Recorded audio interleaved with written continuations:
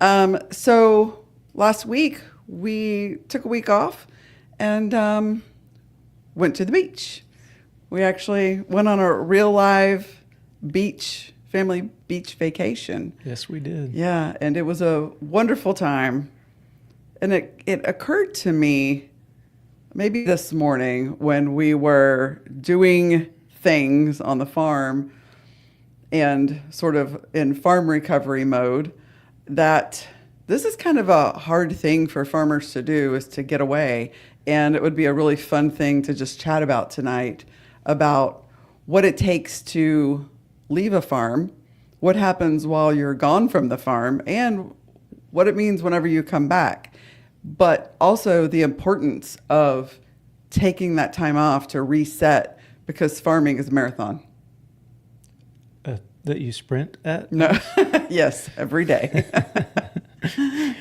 We've also got Phil from Washburn. Hey, Phil. Hey, Happy Phil. Monday to you too. Welcome back. Thank you so much.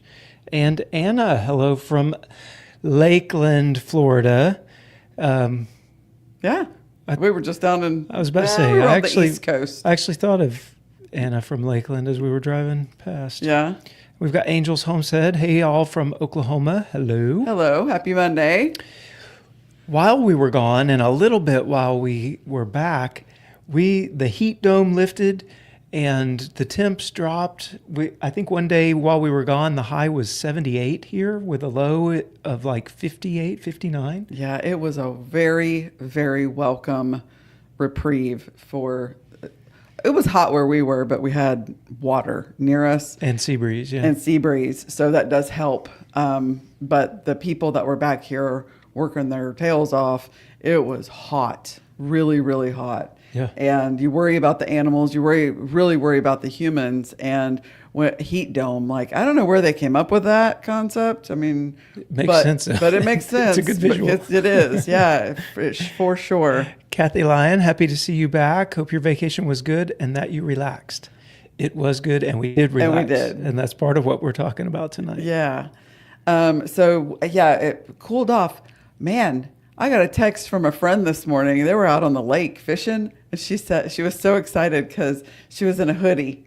You know, it just felt so good. And when Michaela went down to feed the pigs this morning, she said, I was almost cold down there. And so it was just really refreshing to just to give us a break. Seriously. Hi, Mandy Paulson from California. Hey there. Glad you're here tonight. Heck yeah. So anyway, yes, it cooled off, and it wasn't that bad this morning when we were kind of humping it, you know. It's heating right back up. It's going to be back into the 90s and the mid 90s by the end of the week. But I will say that the break in the temps was very nice.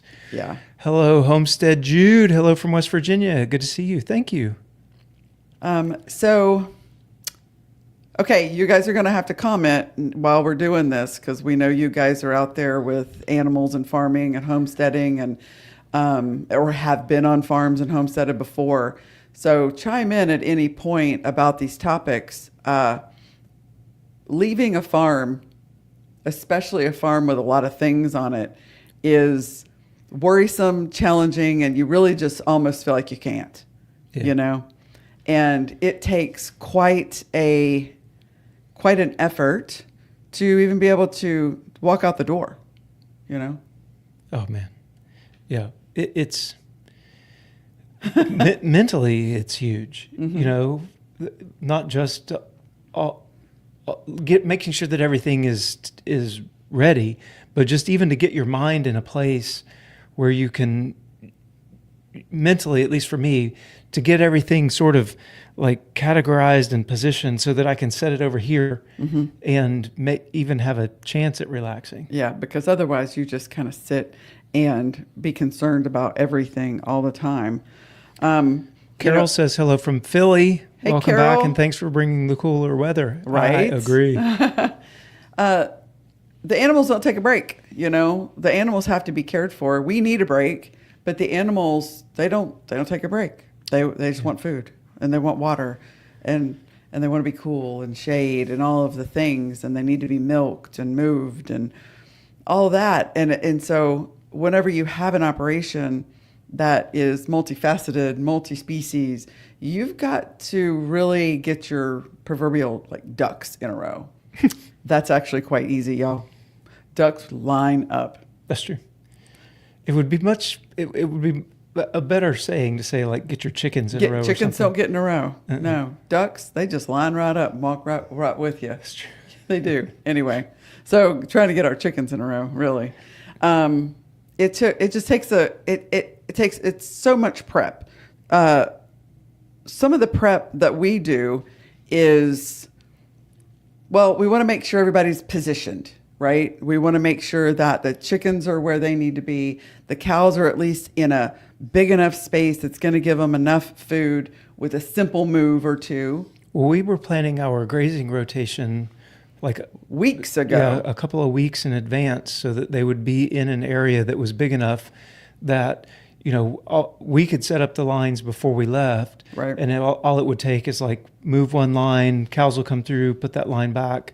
And, so like it takes a long time. Yeah. Making sure that there are systems in place. Is the feed ordered? Who's going to go and get the feed when it needs to be picked up? Or do animals need to be delivered?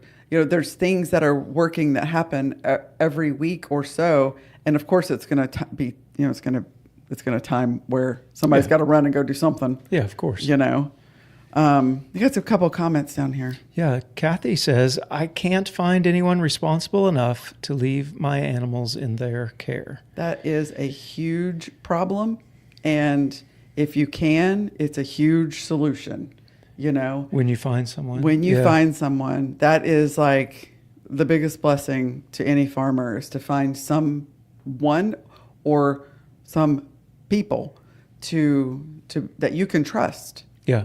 With your It's animals. Huge. It really is huge, and that's such an issue. Yeah. People really, people have a hard time finding somebody just to come feed their chickens if they've got 4 or 5 chickens and a tomato plant. It's hard to find someone responsible enough to make sure that the chickens get fed. Right. But when you're talking about a full-scale farm, man, especially in the middle of the summer, which is the height of everything. Yeah, for us, chicken season. We've got so many birds on the farm right now. Yeah. That just adds to it. And things like a dairy cow, if people aren't used to the 1,000-pound animals and being that, milking a cow is something that takes you gotta learn how. Yeah. And not be afraid of it. Not be afraid of the cow. Yeah. So teaching someone to do that that's a real challenge. Yeah. So Angel's Homestead says, when I was 19, Mom, Dad, and I went to Florida to see my uncle. I was anxious the entire time. Had a cow and 2 pigs. Yeah. Yeah. Yes. You are, when you don't know. Now, shout out time. We have a heck of a team of people. We do not farm by ourselves anymore. We did for a number of years, and now we've kind of gotten to the place. Can we? Yes. But we do have other people. So many hands make lighter work, at least. So we have the luxury of having his mom and dad 3 hours away. So Nana and Papa came over. They were here for almost 2 weeks because we sent Rebecca and Huck to the beach for a week. And then we literally passed we were going to swapping out the same condo. We passed on the interstate in Alabama. Yeah. And that we saw them waving like, hey, and they were coming home and we were going down. So we high-fived on the interstate. And for a moment, Nana and Papa had the whole thing. Yes, they did. That morning, they had the whole thing till they got back and killed it, Yeah. But they've been farming with us. Yeah. Everybody here has been practicing for 4 months to 3 years. 3 years. So, your mom and dad have been helping and doing since day one. Since the beginning. Yeah. And then Huck being the newest on the farm, but he's a super quick learner and he's out there doing it every day. And when you do something every day, you get good at it pretty quick. Yeah. But it absolutely makes sense that you would be anxious when when that happens. So Oh, yeah. Carol asks, how do you plan for predicting how much feed you need for all the animals? Well, we buy feed by the big ton bags, like they're the bulk feed. So we buy it by the ton, and we could see that, well, we need to order, chicken feed and some dairy feed and some hog fattener.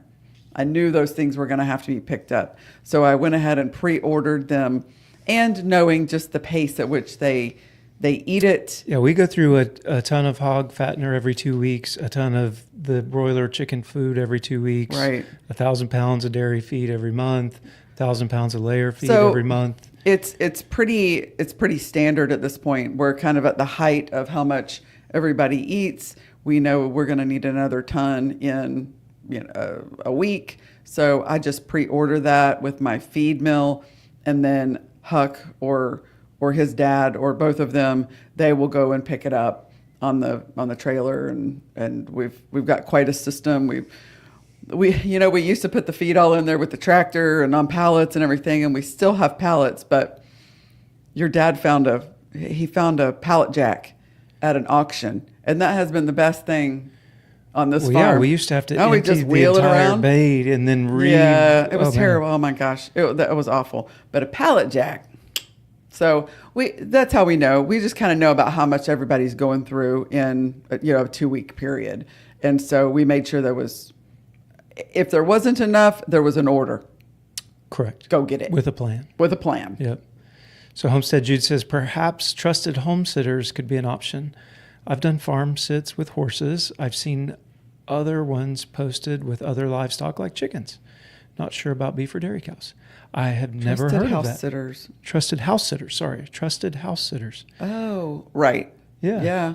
That could be, especially if somebody wants to, learn and get interested in doing some farming stuff. Yeah, that could be a good resource. Yeah. So let's talk about, we did some shout outs. Let's talk about how we prepped. Okay.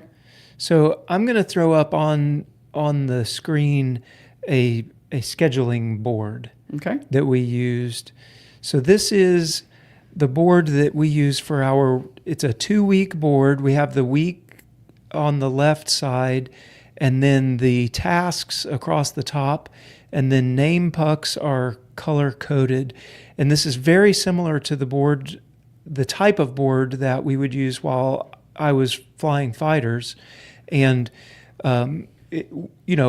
the daily who's it's and what's it's and who was flying with who and what mission it was and then what simulators and what meetings, and like it was all planned out on a board very similar to this.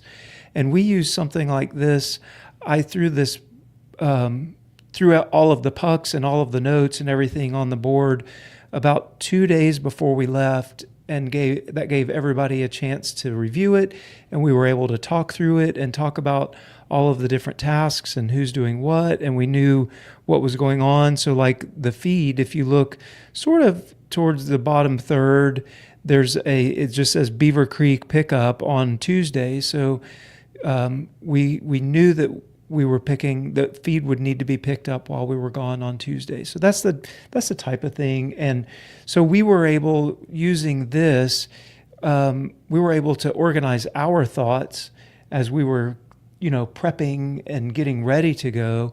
And then we were able to leave instructions by day, basically, of what things needed to happen. Like on Tuesday, it was move the cows. Mm-hmm. So, and it allowed us to think through the bigger things, and then allowed the people that were going to be here doing it time to ask questions and make sure that everybody was tracking on what all was going on. Yeah.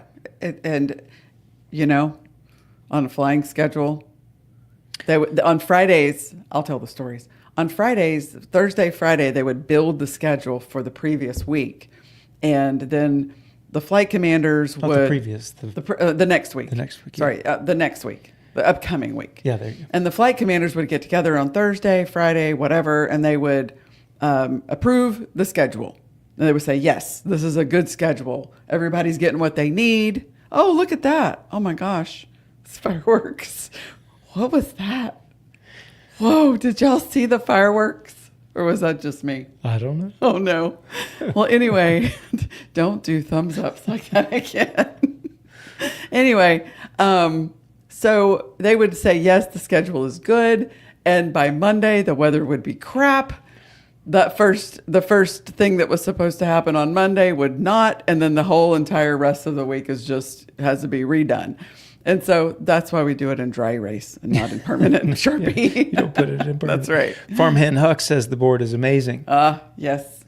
Farmhand Hucks loves the board. Just get it on the board and it gets done. That's right. Uh-huh. Oh, and I like your new YouTube name. I love it. Yeah. Yeah.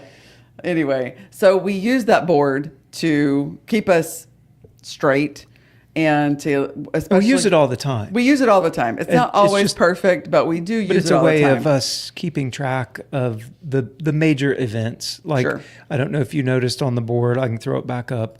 But so today we're on the top week. And so if you go to Sunday, Monday, across the board is steer and 4 hogs, deliver steer and 4 hogs. So that happened today. And at the very top of the board, the project was load steer and 4 hogs. And that happened as soon as we got back yesterday. Yeah, we unpacked and we went and started loading animals up. But, whenever you've been doing something, we've been doing things for 4 years. So we've got a system to how to get some hogs onto a trailer. Well, that was on the board. On Thursday last week, they moved the trailer down to the pigs and back it up. They know where to park it. Start feeding them out of there a couple of times. Don't feed them a few feedings right before we need to load them. Make sure they're nice and hungry. And then, throw the feed on there and they just self-loading pigs. Yeah. So we know. Anna saw the fireworks. Oh, good. Oh, wow. That was so bizarre. I think it's Apple. But it's StreamYard. It's StreamYard. That was really crazy. It just really was startling. So anyway, to load the cows, we had them in position. We pushed them over to the cow pens. We walked the one that we wanted onto the trailer, and they spent the night there. And Huck and Rebecca made her first trip to Zimmerman Meats this morning and delivered a hog or 3 hogs and 1 steer. And then they picked up beef, took it to the store, inventoried it, got it in the beef freezer. Too easy. Yeah. Teaching, everybody constantly shifting jobs a little bit just so that everybody sees what's going on in case they need to be, on deck. That's right. Yeah, right? For sure. Yep. Mm-hmm. So everybody stepping up and doing the work allowed us then to have a bit of a break. So where we go? We went to Jupiter, Florida, and were able to spend time with friends who go there also. He has been going to this particular condominium since he was 8 years old. We honeymooned there. Rebecca was 3. She's 31 now. She was 3 weeks old the first time she ever went there. So this is like home away from home for us and the kids. It was a solid place for us whenever we were in the military. Sometimes he wouldn't be able to go, but I would take the kids and we'd go to that condo at that beach. And that's just our happy place. So we got to go to our happy place. And our daughter, Hannah, she came over from England. She spent the week with us. She's the one in the tan towel, and that's Michaela. They're totally beaching it up, just hanging by the pool, just visiting, loving on each other, and just a really great time to spend with family. My mom and dad, they have a condo there now too. We got to visit with them. It was really nice. It was really nice. And we didn't do anything. We ate food. We sat by the pool. We didn't sleep in, though. We did not sleep in. We didn't, because we were on the East Coast. And on the East Coast of Florida, the sunrises are magical. So we always get up and have our coffee at sunrise and watch that sun come up over that ocean. And that's our view every morning with our coffee. And it's just really fantastic. Yeah. It really is. And to be honest, we were able to relax. And that I think is such a very good thing. And I don't think we give it enough credit, really. No. To take a moment to give your brain a break. And I think it allows you to see things differently. Yeah. You know, your perspective changes when you're not right on top of everything all the time. So like it is really important. We talked I a think. lot. You try not to think about some things, and you try to just really just relax and live in the moment of where you are. But whenever you're not at the farm, it gives you an opportunity to see things from the 30,000-foot view, like back away from it, and let's talk about it as a whole. And then we were able to talk about different enterprises, and do we want to pivot in certain places? Do we have enough of this? Do we not have enough of that? And make decisions when we're not just at the animals. Well, yeah, the day. I mean, you guys know, a lot of you at least, farming is a like moment by moment problem that you're having to solve. And it's really difficult to see the whole farm when you're constantly solving the small problems. And that, like where does this chicken tractor go next? Like every single thing that you do is a decision and a potential problem. And so you're having to think through, multiple steps down the road for each little thing. Right. Cleaning the brooder, like everything is a decision to be made. And it's really hard to look at the farm So we had, 17, 18 hours, almost 20 hours on the road going there. We had another, 18 come back because we drove. And I mean, flying's just not really that much fun anymore. So we just drive. That way we could take a cooler with all of our meat in it. Which we did. We did. And it was wonderful. Yeah.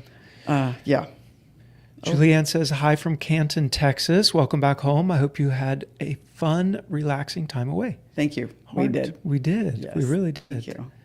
And Homestead Jude says, for smaller homesteads, maybe just do feeders spring through fall, butcher, and then vacay in winter. Extra bonus, no winter feed bill. Yes. Yes. That's absolutely true. For sure. I mean, we do that with our broiler chickens, with our meat birds.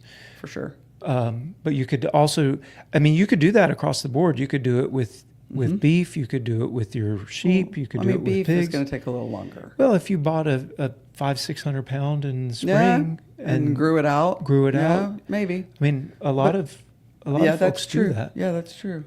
So, but yeah, you're right. You could vacation in the winter. Yeah. Yeah. We're going to take another vacation in the winter. Yeah, we are. I hear tale anyway. Yeah, for sure. Ronald says you got home for the cool down. We did. We got to catch the tail end of it. Yeah. Even this morning it was really nice. Wasn't it great outside? Yeah. Oh my gosh. It made it so much better out there trying to make decisions about where animals were going to go. Yeah. Yeah. Anyway, crazy town. So we relaxed. Yes, we did. We relaxed. And then we came home. And everyone looked amazing. The cows looked great. The chickens were all good. Everybody's good. The sheep even look good. The sheep, don't tell them. The sheep even look good. We try to never tell the sheep. We don't tell the sheep they look good because the sheep are sheep. No, everything was great. But whenever you have people on your farm or your homestead and they're there to care, and when we left, I'm like, look, here's the deal. At the end of the day, make sure everybody's got food and water, because it's going to be really hot outside. As long as you guys stay cool enough as possible and everybody's got food and water, that's really that's what matters, And I did also say, and this is the vet's phone number, and if something goes wrong, don't call. Just handle it. Call the vet. Call the vet. And of course we laugh. But nothing went wrong that we're aware of. We lost a couple of meat birds to the heat. But I think that's, a couple. We could detour there for a moment if you'd like. Sure, detour. What ended up happening there is, and we've talked about it in some of our YouTube farm videos about the the chaos that happened this year with getting our meat birds, and we ended up with birds from 4 different hatcheries, or 5, 4. I think it was 4 different hatcheries. Yeah. Plug for Hunter Deline at Deline Poultry. Yeah, Awesome. solid. Those birds are the best out of the bunch. Yep. And he really has worked with us, so that awesome. But we ended up with birds like coming at all weird times, and then making appointments for our processor, like because we didn't do it a year in advance, we sort of had to take appointments as they had them. So we've got some birds right now that are over 10 weeks old. They're huge. And for you guys, They're huge. you guys know, for a Cornish cross, that's pushing it. Okay, they're monsters. And the temperatures were up in the upper 90s. It was too hot. So for them. it's tough. So we lost a couple of birds, but not. I mean, it wasn't bad. It really wasn't. Yeah, that was really the only issue. But whenever you have folks who like make sure they're fed, make sure they're watered, move them around, it's like the chickens. But they're not your primary. They're going to follow the board. Your farm help is going to follow the board, and they don't want to make any major decisions that the primary farmers who are the decision makers, like they don't want to make any wrong decision with paddocks or. They're going to just follow the instructions that you've given them, because anything outside of that, it might not be what you were planning. Yeah. So, which makes sense. Yeah, totally. Yeah. Like that's exactly what you would want, right? I mean, you wouldn't want to come home and I'm sorry. Why are the cows over there with the chickens? With the chickens, you want them to just do the plan. Yeah. Basically do the plan. So when we got back though, it's kind of things need to be done. It's a quick assessment. Yep. How are things? Things are good. Big view. Yep. Things are good. Right. Okay. Now you start looking now a little bit further into everything, and we sort of had a plan of what we wanted to do for the day today on Monday, and yesterday evening it was like, nope, those birds have got to get out of the brooder tomorrow. Right. And we have no chicken tractors available. What do you do? What do you do with chickens that need to come out of a brooder, and because of the space, the timing on our processor and all of that mess, what do you do with birds whenever you need a chicken tractor, like now? Well, you punt. And you got to come up with something. You got to come up with something. And sometimes, and it's risky and it might not work, but you have to just try, And so we came up with a plan, and the really big fat fatties that are needing to go, well, they're huge. There's only about 30 of them because we took most of them. These were the small ones, and now they're big. And we took them and walked them. We built we used poultry net, the Premier One poultry netting, and we made a yard for them. We scooted them out of the chicken tractor, and they joined another group, and we just lifted the chicken tractor up. Everyone can get out, but they have shade, so that it's just kind of propped up. They can get under there. We put a bunch of feed in there for all of them, and a bunch of waterers, and so they have a yard. So totally free range chicken. Yeah. Right. And we put some electric to it, so hopefully nothing gets in there and gets them. And that freed up a chicken tractor, so we could get some guys out of the brooder. Yep. And so, and you just kind of have to quickly make decisions on, what are we going to do? And that's farming every day. Yeah. So I think the coming back for me was try not to be overwhelmed with everything that needs to be done. Yeah. So prioritize. Yeah. And then start ticking it off. Start ticking it off one by one, and not try to be like, we need to work the sheep. We're going to wean the lambs, and we need to separate the ewes and that's tomorrow. And the lambs. And so I'm looking at it and I'm like, we need to move the sheep. But it's like, no, it'll be okay. It's going to wait until tomorrow. It'll wait until tomorrow. Yeah, because the humans don't have the energy to do everything all in one day. Yeah. Whenever you're moving, and making paddocks and all of that. So we have to respect our own selves a little bit. The dairy cows needed a new space, or at least to extend some space and give them a little bit more fresh grass so that they're happy. So we did that this morning. But that included moving a chicken. I mean, you know, yeah, moving a chicken tractor. Yeah, you want to do one thing, but you got to back up, and y'all know you want to do one thing, but you got to back up three things, and Right. there's just like domino effect in order to even be able to give the cows the space. We needed to put a fence charger on the meat birds because we now put a fence around them, so they needed a charger. So the only charger that was available was on the breeder pigs. So we took the charger from the beef cows. I mean, you know, it's just like. So there's a couple of just like fingers crossed. Well, the beef cows don't really need it because they got a lot of grass. There's no reason for them to want to, you know. And so you just have to you just make decisions and hope for the best sometimes. Yeah. You know. So Homestead Jude says, how many chickens do you have right now? Sounds like they're coming out your ears. How about on-farm processing just to catch up and get back on schedule? All great questions and ideas. Last year we did all on-farm processing. So we do have all of the equipment in place. We did almost 600 birds last year. Right now on farm, we have, I don't know, you do the math. There are about 550 on pasture right now and 150 in the brooder. So we've got 700, 700 meat birds right now. We've got 50 turkeys, 100 pullets, and about 120 layers. Right. So part of the decision process. And we talked about it. We may need to just process these birds. Yeah. But they seem okay. Yeah. And they made it through the really bad heat. Yeah. They're doing okay. If things start going south. You're absolutely right. Yes. That was part of the discussion. It's actually on the calendar. Yeah. It's written in on-farm processing so that if we need to, we will. I just don't want to. I got to be honest. Listen, I don't want to.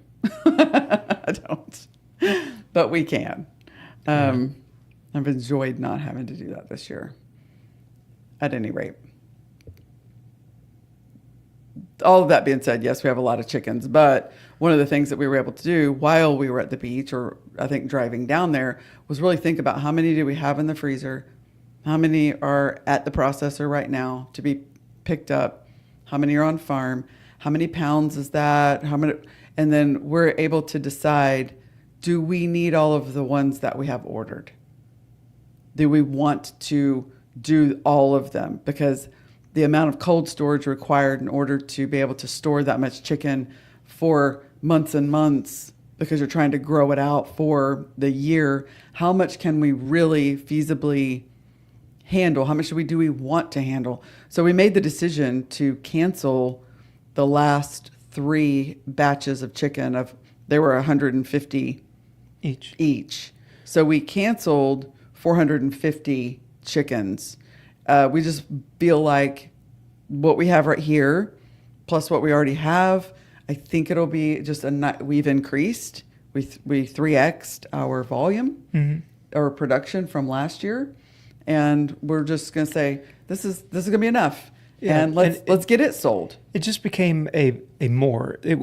Like there was no real. We don't have. There wasn't a target. No, and because when we opened the store in town, we didn't have a lot of chicken left by then. No, we did not. So we ran out of chicken pretty early. We ran out pretty early last year. We did 550 birds last year. We ran out pretty early, and we didn't have the store. Right. So this year with the store, it just was, the thought process was we need more, and we don't know how much more. Right. And it looked like, as I was after the initial, explosion of chicken math, as I mathed it out, it looked like, well, we can do about this many. We can do about 2,000. Yeah. And so now as those birds are being, growing out, being processed, coming back. Well, reality starts setting in. You go, wait. Every time you take those birds, you're bringing home 400 pounds of chicken. that has to be stored. And we started, you start getting a handle on what's the real volume. Yeah. Because you don't know until you do it.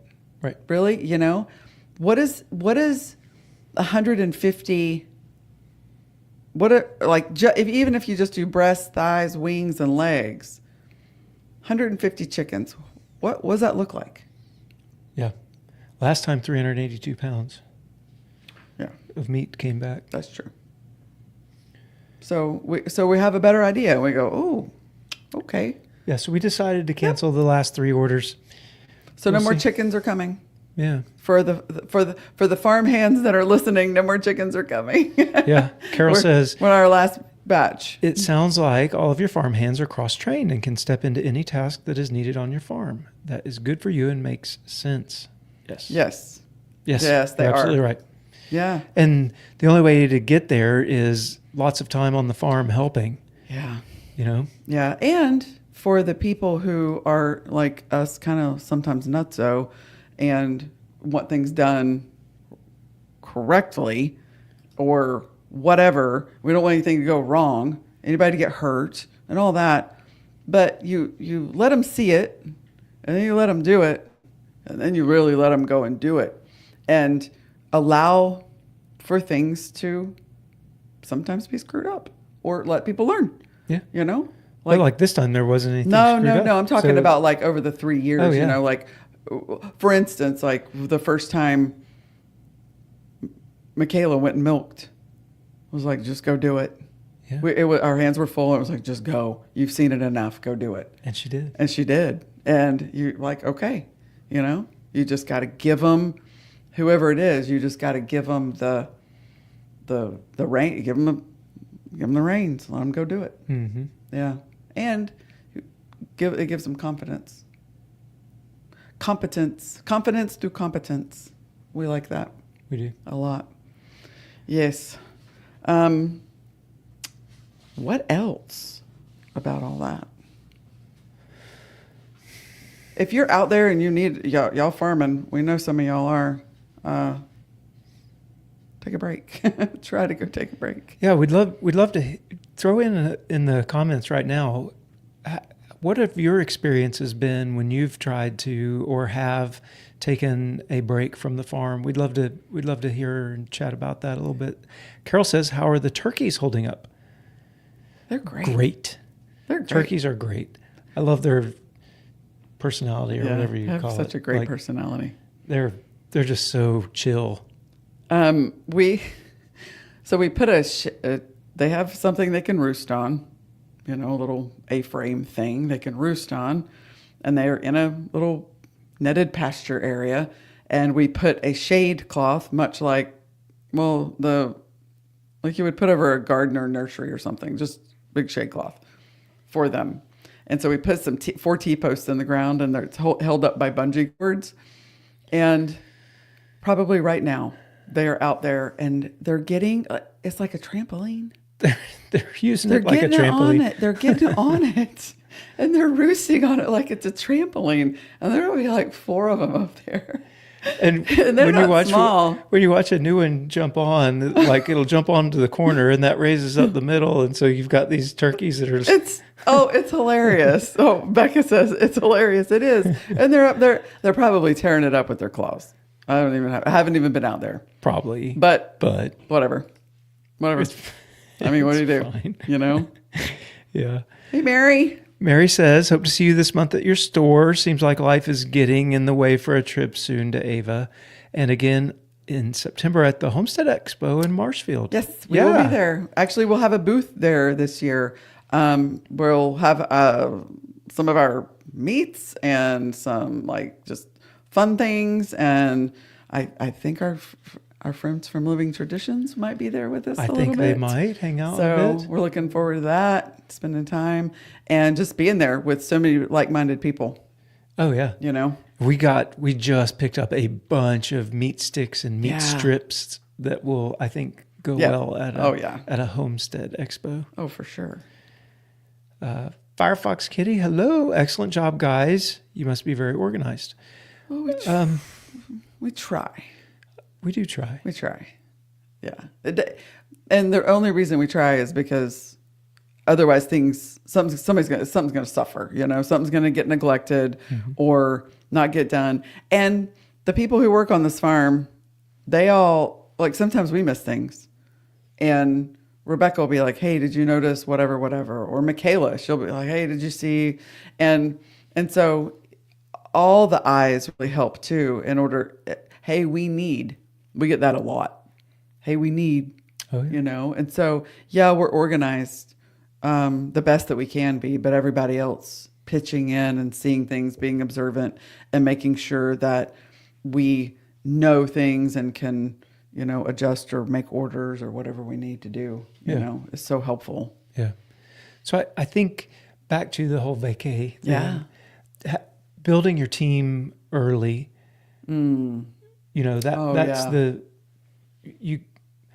it's too late to say, I want to go on vacation in 2 weeks. It's too late to try to find somebody and build a team, especially with a complicated multi-species regenerative, right. That's too late. You have to start building a team early. Yes. And I would recommend months early. And find somebody who's interested in what you're doing enough to come and learn, or just to come be outside with the animals and, trade them eggs, trade them some milk, right. Trade them some pork chops or whatever it is that you're raising. And people like that. Yeah. And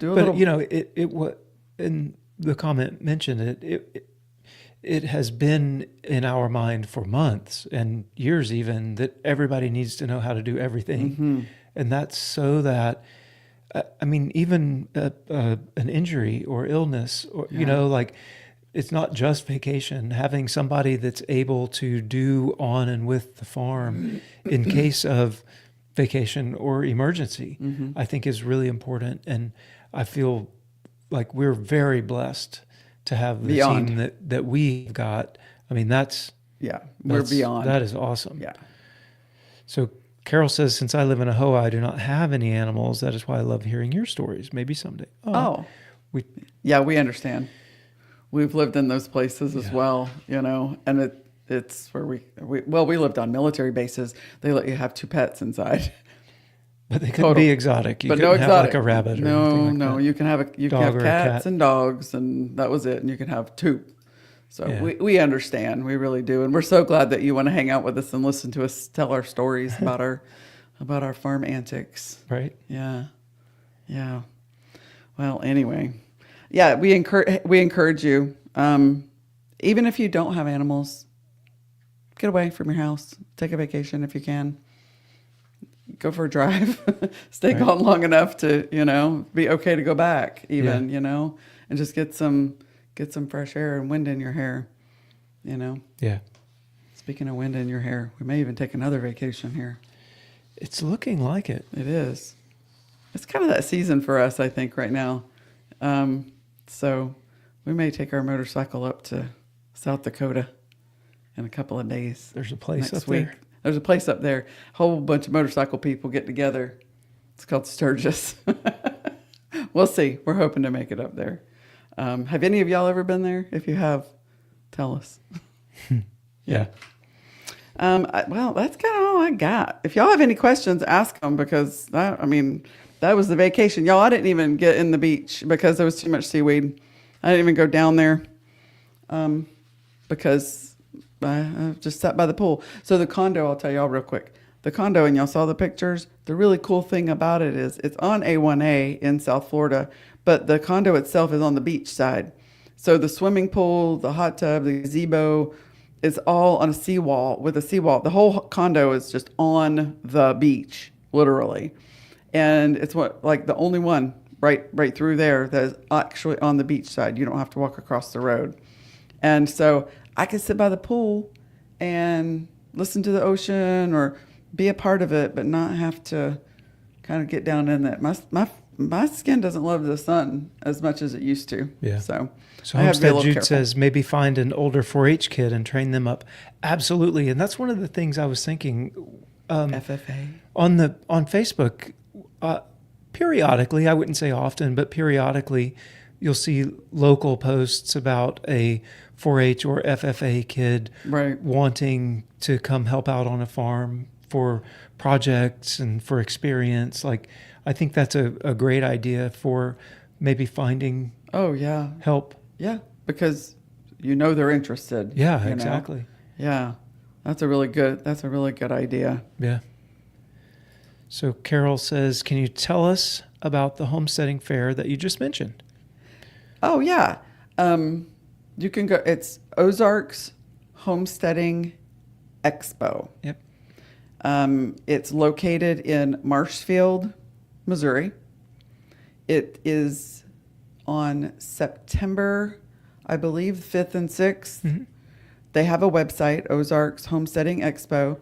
There are going to be quite a number. They have lots of workshops and talks about everything from how to kill and skin a hog, like all the way, I think, is it Brandon Sheard? Mm-hmm. Homestead Meatsmith? Yeah, Homestead Meatsmith was there. He's going to be there this year. Oh, is he? Yep. He's going to be there if you this guys year, have heard of Friday and Beth Saturday. and, help me, Doherty.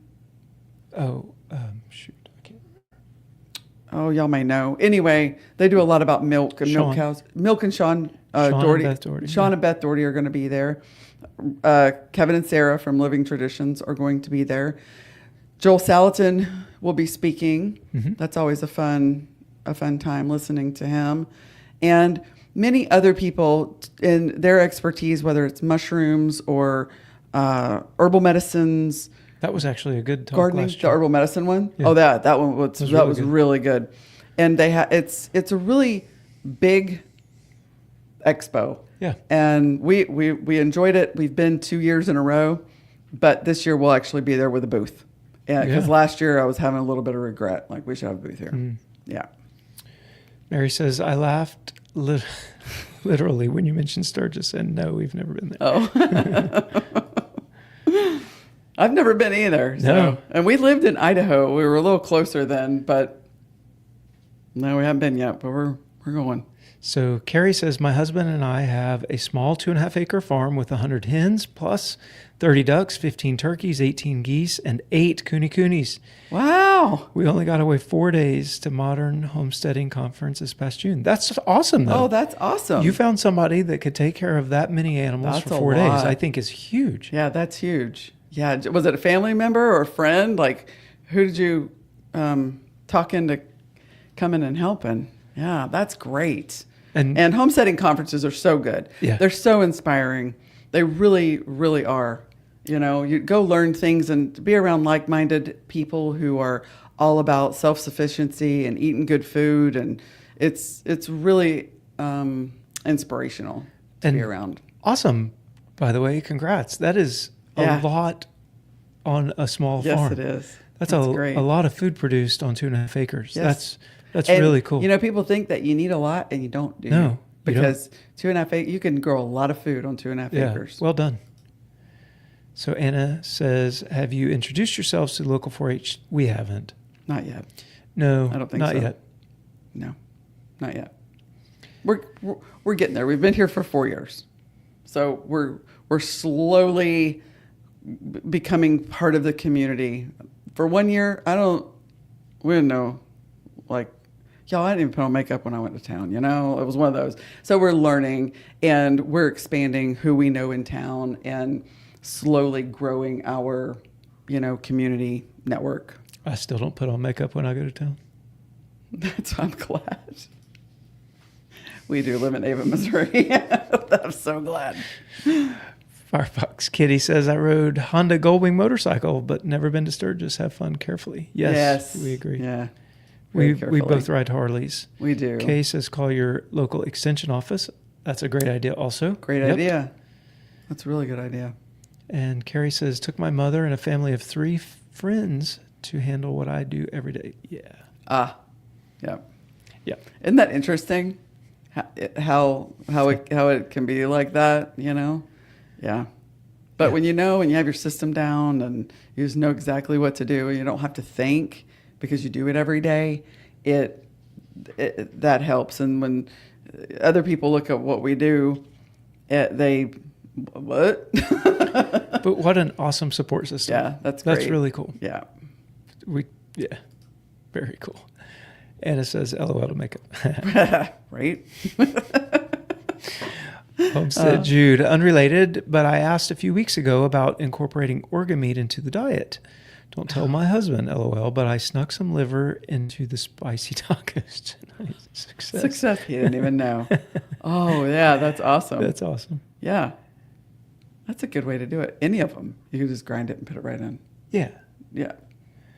Some people do that. And a lot of butchers will do that. Ours won't. We've talked to them about it, but I don't know. I forget what they call it. They call it something. Some of the other farms, like the big names, like White Pastures, you can buy that from them. And they'll grind it It's in. like power protein pack or something, but they'll have the organs ground into it. And such a good way to get the things that your body really needs. Yeah. That's great. And he didn't know it was in it. That's awesome. That's awesome. Well, spicy tacos. I mean, you don't taste liver. No. Not as part of the grind. Yeah. That's awesome. That's great. That's a good idea. Also, I should think to do that. Because then I could sneak it in on you.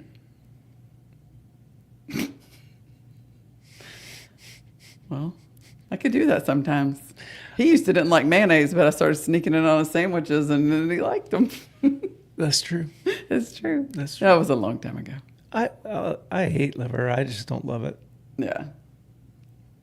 You can buy liver pills and just take the liver pills and get most of what you need, We sell most of our beef liver. There's some typically families it goes off the shelf pretty quick. who really out of the freezer. Yeah, we sell almost most of it. Yeah.